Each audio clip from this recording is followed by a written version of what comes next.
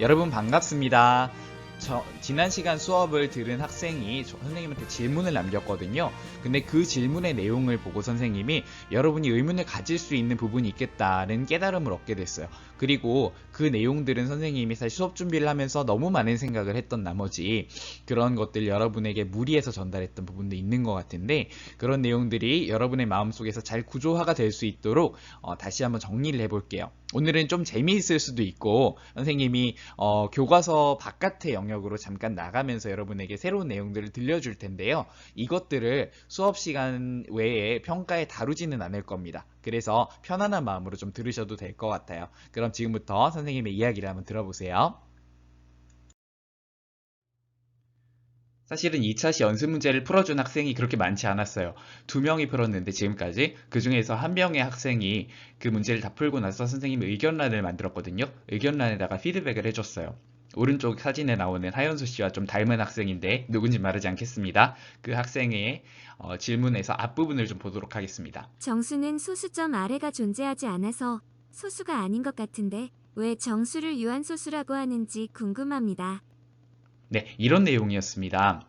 여러분 이 말이 이해가 되시나요? 정수는 소수가 아닌 것 같은데 사실 여러분 대부분이 이렇게 생각할 겁니다. 이 부분에 대해서 선생님이 어떻게 말했었는데 이 학생이 이렇게 질문했을까요? 영상을 보여드릴게요. 먼저 유리수라는 큰 동네가 있어요. 이 안에 살고 있는 유리수들이 있는데요. 한 가지 종류는 유한소수로 나타낼 수 있는 유리수예요. 우리가 방금 살펴봤던 것들입니다. 여러분이 잘못 생각하면 안 되니까 해두는 말인데 0이라든지 마이너스 1과 같은 어떤 수들이죠? 정수들은 우리 유한소수로 나타내진 유리수라고 보겠습니다. 괜찮죠? 네, 이게 2차 시 수업 영상에서 선생님 13분쯤에 했던 말입니다. 이 말을 듣고 정말 열심히 들은 것 같아요. 아까 그 학생이 지적을 했던 거였거든요. 그러면 그 내용에 대해서 조금 더 이어서 학생의 말을 들어볼게요. 유리수는 정수와 정수가 아닌 유리수로 나누고 정수가 아닌 유리수에 유한소수와 순한소수로 구분하는 게 명확해 보입니다. 네, 이 사이에 학생이 얘기한 게 더 있기는 하지만 그 얘기는 나중을 위해서 좀 빼놓도록 하겠습니다. 일단 이 학생이 한 말을 보세요. 정수와 정수가 아닌 유리수를 구분하자. 이건 1학년 때 배웠던 내용이 맞습니다. 그리고 정수가 아닌 유리수 중에서 유한소수와 순환소수를 구분하자. 선생님처럼 정수를 유한소수로 보지 말자는 뜻이겠죠? 일단 선생님 이 학생의 의견에 대해서 이렇게 생각합니다. 교과서적으로 완벽한 관점입니다. 교과서에서 여러분에게 전달하고자 하는 개념 지도는 바로 이렇게 생겼습니다. 그러면 이 학생이 이렇게 말했음에도 불구하고 선생님이 그렇게 설명했던 이유는 무엇일까요? 그리고 우리는 어떻게 생각해야 될까요? 선생님이 조금 고쳐줘야 될 부분을 포함해서 이번 시간에 다뤄보도록 할게요. 이 학생의 말을 반영해서 교과서적인 개념 지도를 다시 그려보면 유리수라고 하는 수들의 모임은 세 가지 부분으로 나뉘어요. 왼쪽 부분에는 어떤 수들이 있나요? 정수가 있죠. 그럼 오른쪽 부분들은 뭐라고 부르겠어요? 그쵸, 정수가 아닌 유리수라고 부를 겁니다. 기본적으로 이런 구분을 1학년 때 배웠습니다. 그런 다음에 오른쪽에 있는 두 가지를 같이 봐보세요. 정수가 아닌 유리수들 중에서도 지난 시간에 어떻게 갈린다고 했었죠? 유한소수로 나타낼 수 있는 유리수와 없는 유리수 갈린다고 했고요. 그런 아이들은 결과적으로 소수로 나타낸 모양을 뭐라고 할 수 있냐면 유한소수와 순환소수로 나눌 수 있다고 했어요. 이렇게 하면 훨씬 더 보기 편한 구분이 되는 것 같습니다. 그래서 앞으로는 이 구분으로 표현을 하도록 할게요. 선생님이 그전에는 유한소수와 순환소수의 관계에 대해서 앞으로 해야 될 얘기에 집중하느라고 여러분이 보기 편한 방식을 생각하지 못했어요. 근데 교과서에 나와 있던 방식을 종합해서 생각해 본다면 이렇게 표현할 수가 있습니다. 자, 그러면 이 그림에 대해서 먼저 짚고 넘어갈 점이 하나 있는데, 이 그림은 세 칸으로 유리수를 나눴기 때문에 정수와 정수가 아닌 유리수는 구분됩니다. 즉, 정수는 오른쪽에 있는 유한소수나 순환소수에 들어가지 않는 걸로 표현이 되어 있습니다. 이해가 되시죠? 그리고 아마 원래 질문했던 학생도 그렇게 생각하고 있는 것 같아요. 사실은 그 학생은 뭔가를 더 알고 있기는 해요. 근데 그 얘기는 마지막으로 미뤄두고요. 일단은 정수와 정수가 아닌 유리수를 이렇게 구분하는 게 교과서에 나와 있는 이유가 뭔지, 그런 식으로 표현하는 게 어떤 미묘한 점이 있는지를 살펴보도록 하겠습니다. 이번 영상에서 살펴볼 내용은 다음과 같습니다. 첫 번째, 정수에 대해서 교과서가 어떤 관점을 취하고 있느냐, 즉 유한소수라고 보는지 아니라고 보는지 어떤지 이런 부분입니다. 다음으로 선생님은 왜 정수를 유한소수 동네에 갖다 넣어놨나 그 이유를 살펴보고요. 마지막으로 그에 관한 조금 더 해야 될 얘기를 하도록 하겠습니다.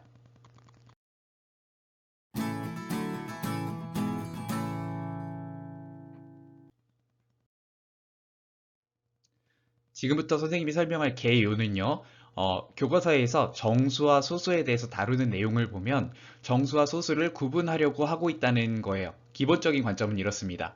근데 정수와 소수를 구분한다는 거는 좀 미묘한 문제거든요. 그래서 교과서의 관점이 어떻게 드러나는지 보도록 하겠습니다. 먼저 중학교 1학년 때를 볼게요.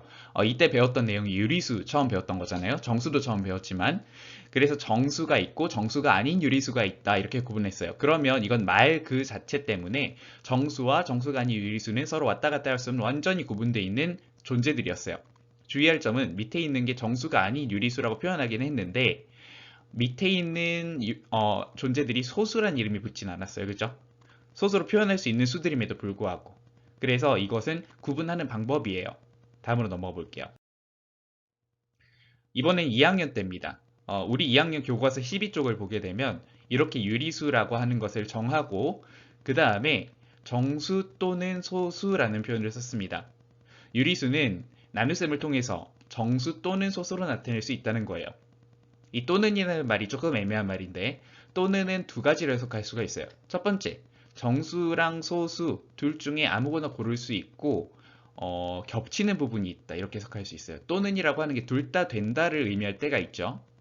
아니면 정수 아니면 소수 무조건 둘 중에 하나고 둘 다 동시에는 안 돼 이런 식으로 이해할 수도 있어요.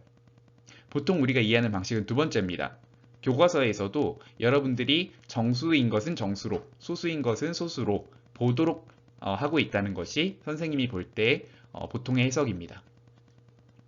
그리고 나서 유한소수와 무한소수를 얘기하고 있습니다. 여기서 약간 살펴본 점은 뭐냐면 유한소수와 무한소수를 어떤 뜻을 가지고 얘기하기보다 먼저 예를 들었어요. 예를 들 때 정수 꼴은 안 들었죠. 그리고 나서 소수점 아래 어떤 수가 있는 애들을 가지고 유한소수라 하고 또 저런 애들을 데리고 무한소수라고 했어요.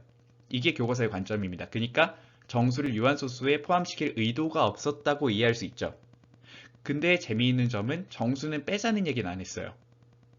그래서 이런 부분이 미묘해지는데 일단 이렇다는 사실을 인지하고 가겠습니다. 그래서 유한소수와 무한소수는 확실하게 구분되죠. 얘는 겹칠 수가 없어요. 근데 교과서에서 정수 얘기는 안 했다는 거.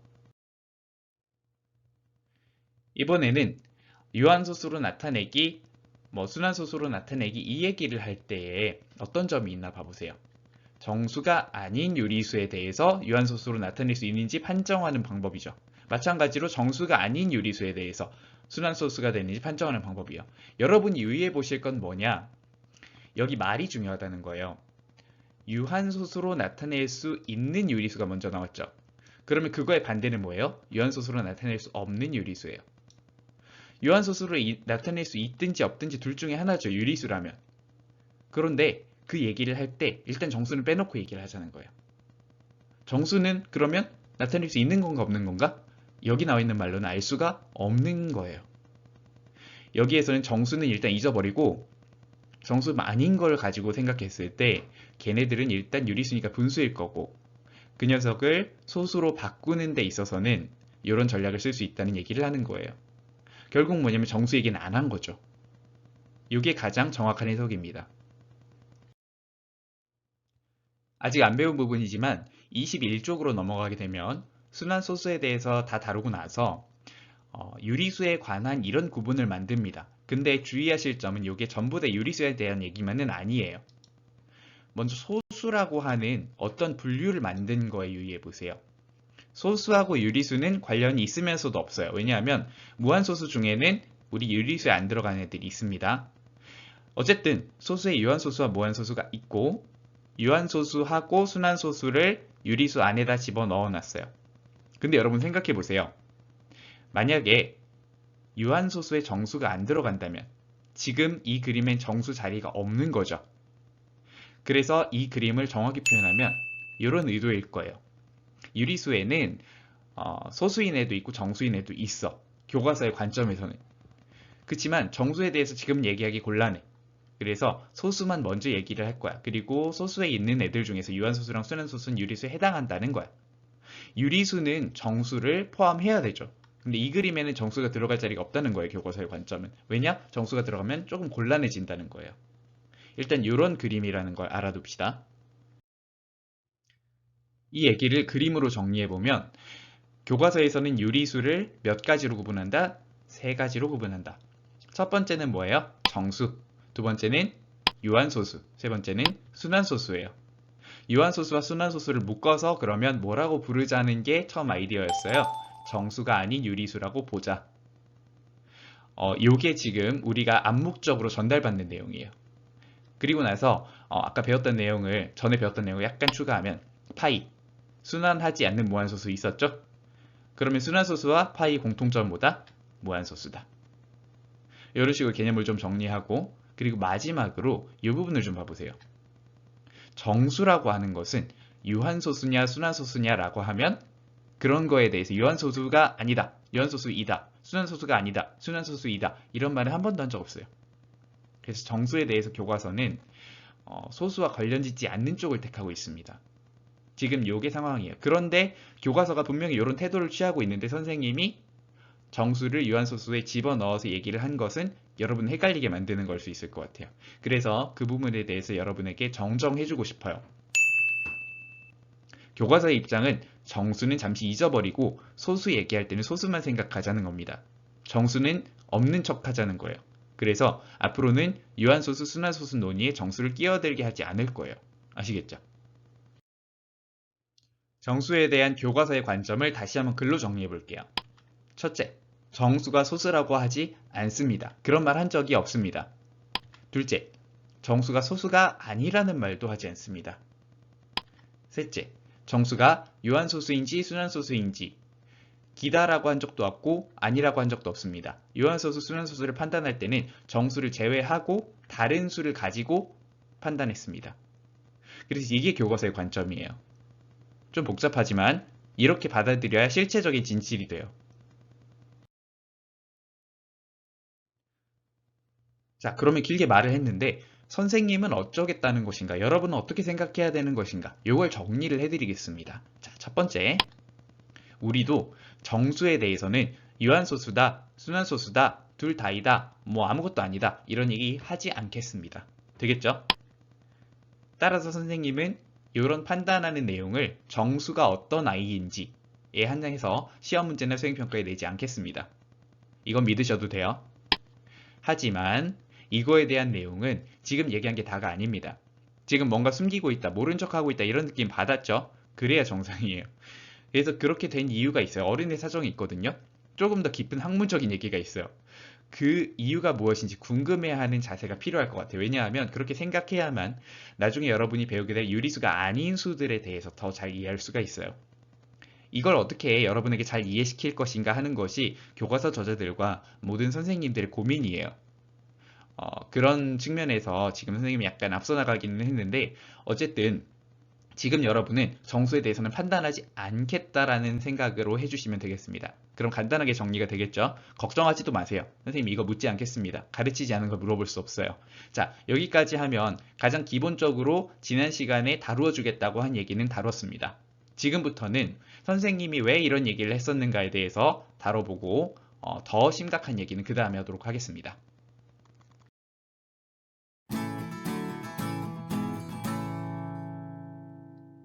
자, 방금 전까지는 여러분이 반드시 알아야 되는 이렇게 정하자라고 하는 부분을 선생님이 얘기했습니다. 사실 뭐 크게 정한 건 없고요. 정수가 소수인지 아닌지 논하지 않겠다. 유한소수인지 순환소수인지도 얘기하지 않겠다. 이런 얘기였습니다.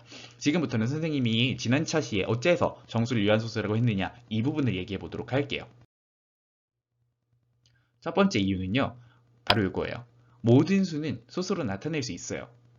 소수로 나타낼 수 있다는 것은 소수라고 부를 수 있다는 뜻이에요. 정수도 당연히 소수로 나타낼 수 있어요. 1이 있으면 1.0으로 나타내면 돼요.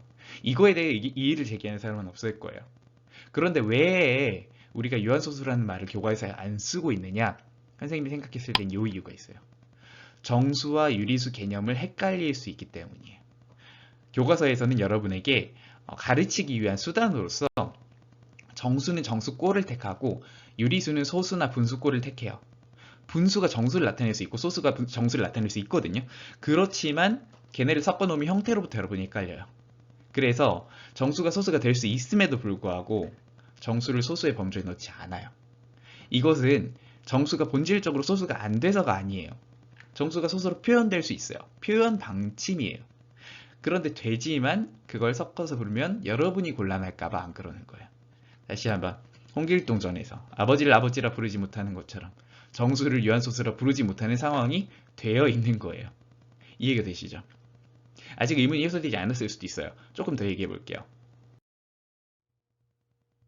자, 다시 한번 강조하면 요게 중요한 겁니다. 소수라는 것은 수를 표현하는 방법이에요. 어떻게 표현하느냐는 그때그때 다를 수 있어요. 분수일 수도 있고 소수일 수도 있고 정수일 수도 있어요. 하지만 바뀌지 않는 본질이 있어요.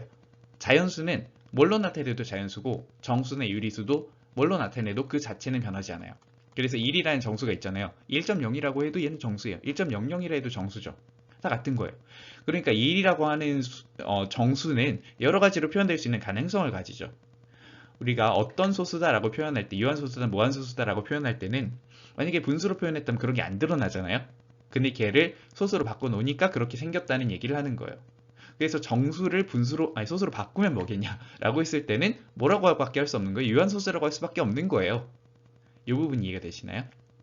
근데 이제 참고로 얘기하자면 얘네가 다르다고 표현하는 사람들이 있어요. 누구냐면 프로그래머들이에요. 여러분도 정보 배워서 알 수도 있을 것 같아요. 1이라고 그냥 입력했을 때랑 1.0이라고 입력했을 때가 완전 달라요. 얘네 둘은 서로 다른 변수 형태를 가져요. 정수라는 변수 형태가 있고 뭐 타입이라고 할 수도 있을 텐데 걔하고 소수점 연산이 들어가는 플로트 형태는 다른 거예요. 근데 이건 컴퓨터에서 얘기해요. 필요가 있어서 그렇게 정한 것이지 수학적으로 정한 건 아니에요. 이거 참고하시고요. 자, 마지막으로 교과서에서 이 부분을 볼게요. 정수를 유한소수로 표현할 수 있다는 것을 교과서에서 사실은 알 수 있어요. 뭐냐면 유한소수가 되는 수는 어떤 거냐면 소수점 아래에 0이 아닌 숫자가 유한번 나타나는 수라고 했어요. 유한번이라고 했을 때 우리가 만약에 0이 아닌이라고 했으니까 0을 배제하더라도요. 위에 있는 1 같은 수 있죠. 쟤는 0이 몇 번 나타난 거라고 보면 돼요. 0번 나타난 거라고 보면 돼요. 0은 유한이에요, 무한이에요? 유한번이에요. 그래서 나와 있는 해석 자체를 잘 읽어보면 정수를 유한소수라고 볼 수 있는 근거는 충분히 있어요. 다음으로 중요한 이유는 요거예요. 교과서에서 말을 하는 방식 자체에 어떤 그 문제라고 할까? 힌트가 들어가 있어요. 유리수를 두 가지로 나눴잖아요. 유한소수로 나타낼 수 있는 유리수, 유한소수로 나타낼 수 없는 유리수. 아까는 유리수를 세 개로 쪼갠다고 했지만 다시 원래 방법으로 돌아가 볼게요. 유한소수로 나타낼 수 있는 거랑 없는 거 사이에 둘 다 아닌 게 있을 수가 있어요? 그런 건 없죠. 이거는 논리적인 거예요. 나타낼 수 있든지 없든지예요. 유리수가 유한소수로 나타내지든지 나타내지지 않든지 둘 중에 하나예요.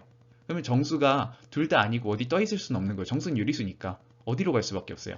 분명히 정수가 유한소수로 나타낼 수 없다고는 못하겠죠. 그러니까 유한소수로 나타낼 수 있는 쪽에 들어가야 되는 거예요. 하나를 고른다면 분명히 왼쪽인 거예요.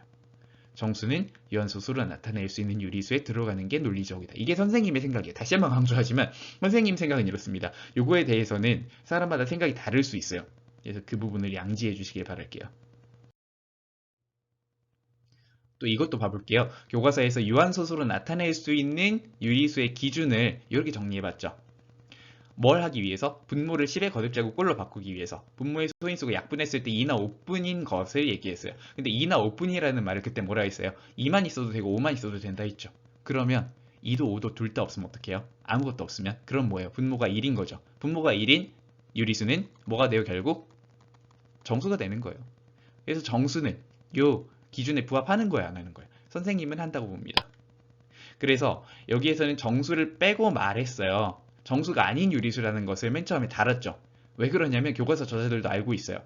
분모의 소인수가 2나 5분이라고 말하는 것은 분모가 1이 되는 경우를 배제하지 못해요.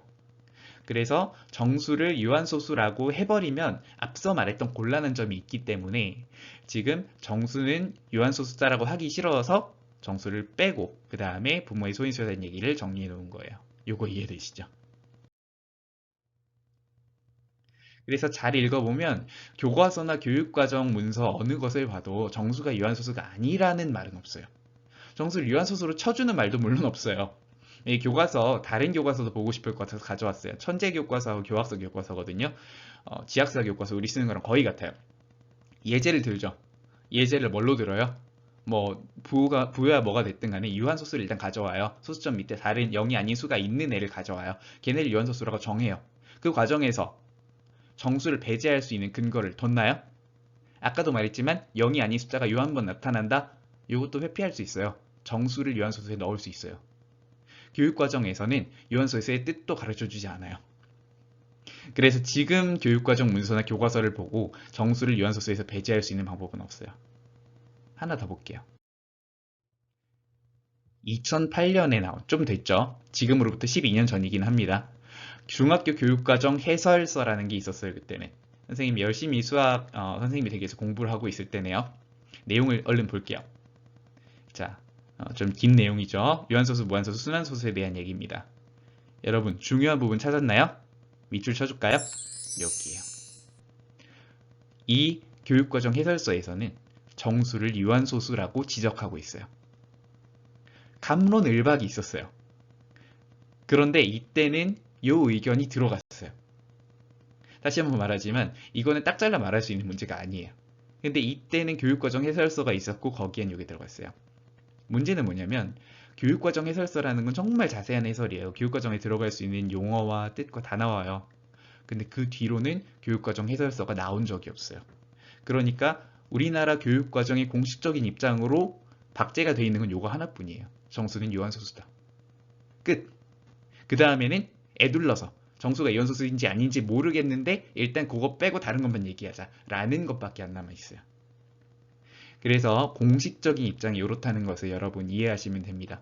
2008년 이후로 2009 개정 교육과정, 2015 개정 교육과정이 나와서 여러분 2015 개정 교육과정을 적용받고 있습니다. 하지만 거기에서 이런 부분을 무효화하는 서술은 나오지 않았습니다. 물론 승인하는 서술도 나온 적은 없습니다. 그러나 이런 사실이 있었구나를 이해할 수 있습니다. 자, 넘어가기 전에 마지막으로 한 번 더 강조하겠습니다. 우리는 절대로 학교 수학에서 정수가 유한소수인지 순환소수인지 뭐 둘 다 아니고 다른 건지 이런 얘기 하지 않겠습니다. 이런 것들을 시험이나 수행평가에 내지 않겠습니다. 그렇지만 배경을 설명드렸고요. 그래서 수학을 그냥 내가 뭐 글만 보고 공부해서 알 수 없는 부분들이 있구나. 앞으로 뭐가 있길래 이런 얘기를 하는 것일까라는 생각을 좀 가져줬으면 좋겠습니다.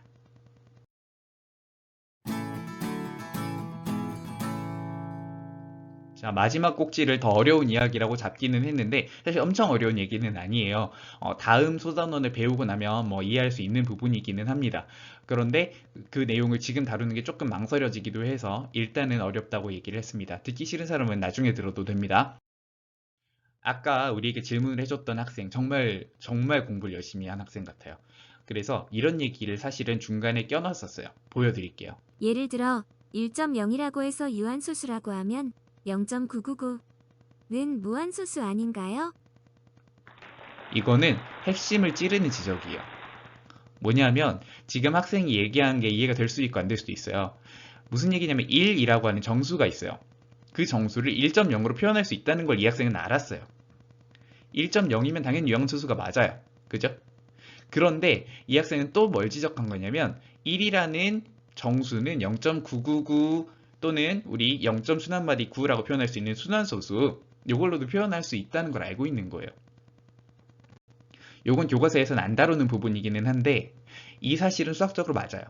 그래서 1이라는 정수가 있는데 소수 표현이 유한소수가 될 수도 있고 무한소수가 될 수 있잖아요, 선생님. 그러면 우리가 유한소수라고 잘라 말하는 건 안 되는 거 아니에요? 이 얘기를 하는 거예요. 이건 정말 좋은 얘기예요. 정말 좋은 얘기고 요것 때문에 사실은 선생님도 결론적으로는 유한소수라고 강조하지 말자라는 생각을 하게 됐어요.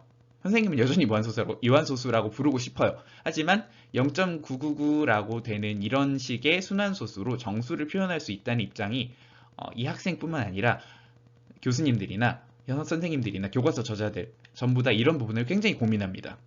그래서 이 학생은 어떻게 거기까지 알았는지 모르겠지만 이거는 선생님들에게도 어려운 숙제예요. 아무튼 그에 관한 얘기를 조금 더 해드릴게요. 먼저 이걸 받아들입시다. 1은 1.0이랑 같아요. 이건 어쩔 수 없어요. 근데 1.0이라고 하나 0.999 또는 0.수납맛9라고 하나 전부 다 같은 수를 가리킵니다. 이거는 수학적으로 증명할 수 있습니다. 이건 사실입니다. 이게 왜 되느냐라고 하는 건 별도로 다룰게요. 나중에 순환소수를 분수로 고치는 방법 얘기하고 나서 이 부분 다루도록 하겠습니다. 어쨌든 지금은 얘네들이 다 같습니다. 그래서 정수, 유한소수, 순환소수라고 하는 게 겉으로 보기에는 완전 다른 애들 같은데 사실은 겹칠 수 있다는 걸 알 수 있어요. 사실 같은 것을 정수로도 유한소수로도 순환소수로도 표현할 수 있다는 얘기예요. 그럼 더 곤란해지는 거죠. 아까 처음에 얘기했죠. 정수가 소수로 표현될 수 있다는 걸 알고 있음에도 불구하고 얘가 어느 쪽이다라고 집어 말하게 되면 대혼란이 생긴다는 거예요. 그래서 여러분들을 배려해서 교육과정 교과서에서는 그런 얘기를 그냥 삭제하는 거예요. 정수를 그냥 빼고 얘기를 하자. 일단 정수는 잊어버리고 정수 말고 다른 정수 아닌 정수가 안 되는 애들이 있겠죠. 정수가 안 되는 유한소수, 정수가 안 되는 순환소수 이런 아이들은 어떻게 구분할 것이냐 이런 얘기만 다루고 있다는 거예요. 조금 더 전문적인 얘기를 하겠습니다. 전문가들은 유리수를 모두 순환소수로 간주하자라고 하는 파가 있어요. 이런 경우도 있어요. 순환마디 0 안 되죠, 원래.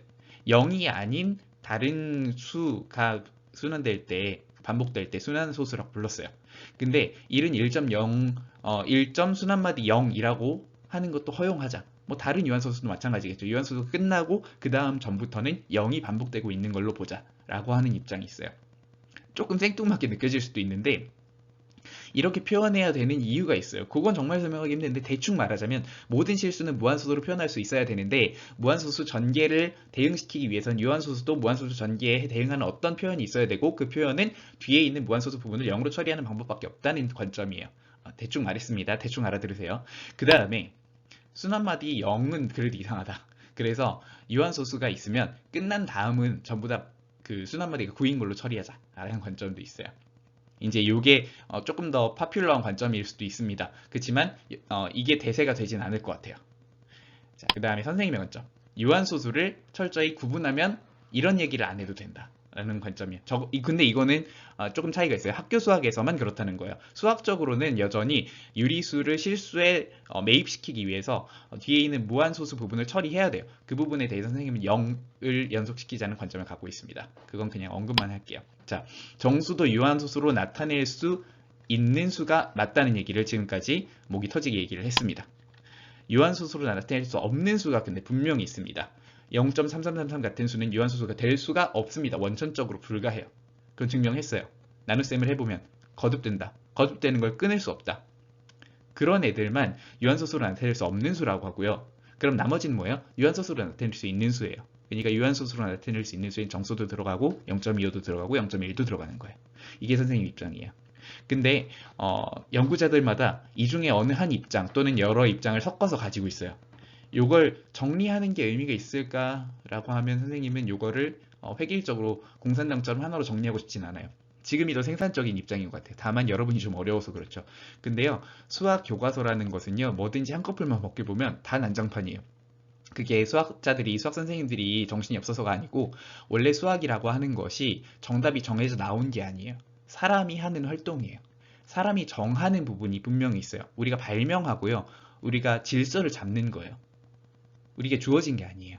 이게 수학의 본질이거든요. 그래서 이걸 이해하는 게 오늘 얘기하는 거의 목적이기도 합니다. 대충 아시겠죠?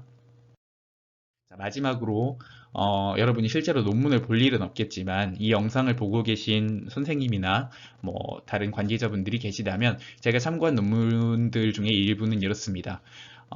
지금 순환소수라고 하는 주제를 정말 직접적으로 다루고 있는 논문들 중에 일부만 가져왔는데 이 정도예요. 교과교육학에서 특정 내용에 대해서 이렇게 활발한 연구가 여러 해에 걸쳐서 이렇게 지속적으로 이루어지는 영역이 몇 개나 될까? 사실 정해져 있잖아요. 얘는 뭐 핫플레이스인 거예요. 순환소수를 어떻게 볼 것인가, 유한소수를 어떻게 볼 것인가. 그 중에서도 제가 좀 집중해서 봤던 것은 일단 여기 신보미 선생님, 이거 아니다, 이거 아니다. 뭐였지? 이거예요. 정영우 선생님 2012년 논문. 여기에서 제가 동의하는 포인트가 좀 있었고요. 그 다음에 여기 그 박영용 선생님의 2018년 책에 나오는 내용들도 좀 참고를 했습니다. 나머지는 균형 잡힌 입장을 다루기 위해서 여러 가지로 본 논문들입니다. 그래서 제가 말한 게 정답이라고 생각하진 않습니다. 그냥 이제 좀 어떻게 보면 변명을 하고자 요한소수에다가 정수를 넣어서 설명한 건 사실 학생들에겐 적합하지 않았을 것 같아요. 그런데 그 부분에 대해서 내가 어쩌다가 그렇게 됐는지를 설명하기 위해서 그 전에 배경을 말씀을 드리고 싶었습니다. 계약이 너무 멀어졌어요. 계약이 너무 길어지고 연장되고 계약이 너무 연기되고 하다 보니까 공부를 하는데 진도가 안 나가는 거예요. 왜냐면 내가 결국 가르쳐야 되는 건 애들이 오면 여긴데 라고 하면서 보는데 자료가 끝도 없더라고요. 연구하시는 분들도 어렵게 생각하고 계시구나를 느낄 수 있었어요. 석사 논문도 있고 뭐 온갖 그 토픽들이 있는데 하여튼 이 내용에 대한 저의 생각을 대략 얘기를 해봤습니다. 의견이 있으신 분들 댓글 달아주셔도 좋을 것 같고요. 이 챕터에 대해서는 연습 문제 안 달겠습니다. 다시 학생들한테 얘기할게요. 학생들 여기까지 만약에 들었으면 정말 고맙고요. 질문하고 싶은 내용이나 이런 것들은 댓글로 달아주세요. 보통 이런 내용들이 아마추어 수학자들을 포함해서 많은 사람들이 그 콜로세움을 세우는 내용이죠. 여러분도 좀 관심을 가지고 나름대로 생각을 정리해 놓으면 좋을 것 같아요. 어떤 입장이 나한테 맞나. 지금 말한 걸로 모자라다고 생각하면 뭐 괜찮은 사람은 논문을 찾아보세요. 논문을 찾아볼 때는 KCI 한국 학술지 인용 색인 들어가서 보면은 몇 가지 논문을 볼 수 있을 겁니다. 자, 오늘은 여기까지 얘기하도록 하겠습니다.